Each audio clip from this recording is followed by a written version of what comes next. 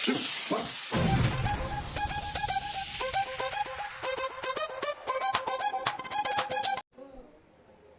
Assalamualaikum warahmatullahi wabarakatuh. Perkenalkan, nama saya Desi Rahmawati dengan NIM 18625701664 dari PG Papua. Ya, baiklah teman-teman. Materi kali ini adalah bagaimana kita menyikapi emosional kita terhadap dunia kerja kita. Seperti ada teman yang selalu mencari muka pada atasan, ada teman yang egois sendiri, mendengarkan sesuatu musik berlebihan, ada teman yang mem-PHP-kan kita dalam hal kinerja, ada juga teman yang mengambil misalnya porsi kita, kerjaan kita, dia melakukan, seharusnya dia tidak melakukan itu dan dia melakukan hal seperti itu. Bagaimana kita mengatasi solusi hal-hal tersebut? Baiklah, yang pertama, di dalam situasi kerja kadang ada teman yang senang mendengarkan musik. Disitulah kita harus pandai-pandai menyikapinya dan menahan emosional kita terhadap teman yang mempunyai perilaku seperti itu. Terkadang dia itu saking asiknya tidak melihat lingkungan sekitarnya. Apakah dalam situasi kita sedang serius atau tidak, atau dalam keadaan rapat atau tidak, seperti gitu. Dia hanya mementingkan egonya sendiri tanpa mementingkan kepentingan orang lain.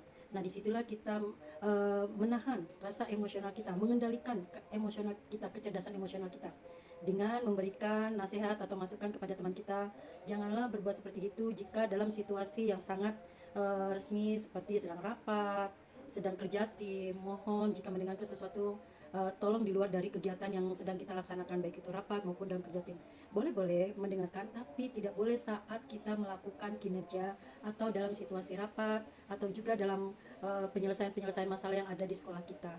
Dan jika kita beritahu tidak senang hati, yang penting kita sebagai teman sudah mengingatkan apa yang terbaik untuk dia dan apa yang terbaik untuk kita. Yang kedua, jika ada atasan yang suka memilih kasih, ya memang kita diharapkan tidak sensitif seperti itu, karena kita tahu mungkin maksud atasan kita tidak seperti gitu, dan kita berusahalah kerja dengan porsi kita yang baik sebagaimana sesuai juklis yang sudah ada apa yang kita kerjakan. Biarlah atasan sendiri yang menilai apakah kita baik atau tidak dalam kinerja kita. Yang penting kita sudah berusaha semaksimal mungkin menunjukkan kreativitas kita, kinerja kita, edukasi kita, implementasi kita kepada atasan bahwa apa yang menjadi program di sekolah sudah kita terapkan dengan baik, seperti itu.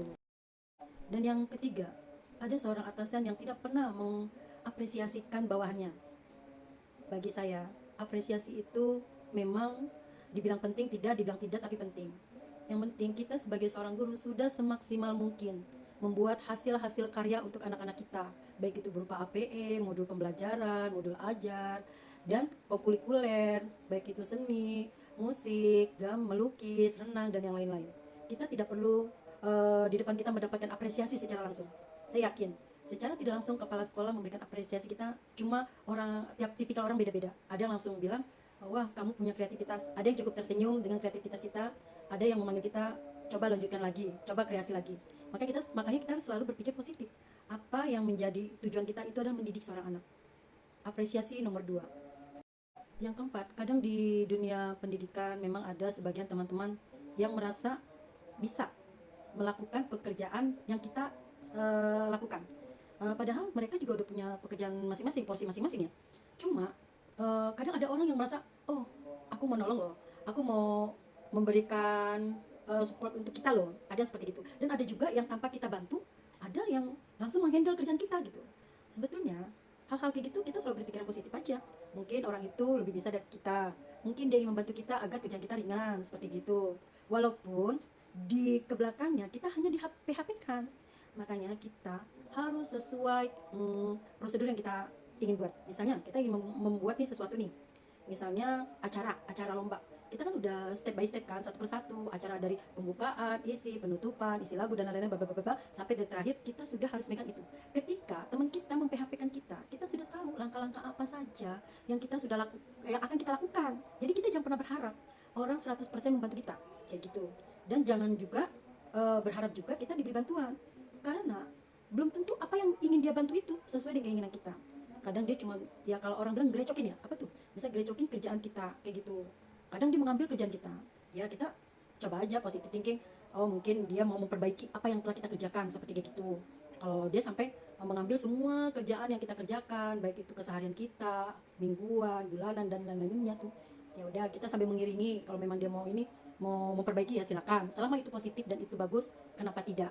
Dan ketika kita itu lihat tidak sesuai dengan kita, ya boleh kita berterus terang pada dia, maaf ini kerjaan saya, menurut saya ini yang terbaik untuk saya, gitu aja.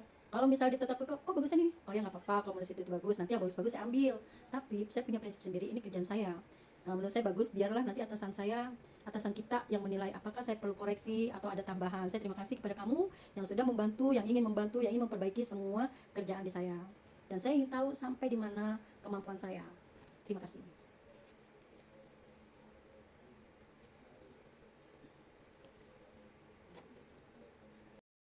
Dan janganlah kita bersikap reaktif terhadap apa yang atasan banding-bandingkan mungkin ya antara kita dan teman kita. Kita tidak usah terlampau reaktif, karena kita percaya rezeki Allah yang ngatur, dan semua itu adalah kehendak Allah. Mungkin ujian untuk kita, ujian untuk dia, ujian untuk Kepsek. Jadi semua itu kita menyikapinya dengan menahan emosional kita, dengan tabah, atau dengan menyadarkan diri sendiri mungkin kita harus lebih baik lagi dari yang sekarang.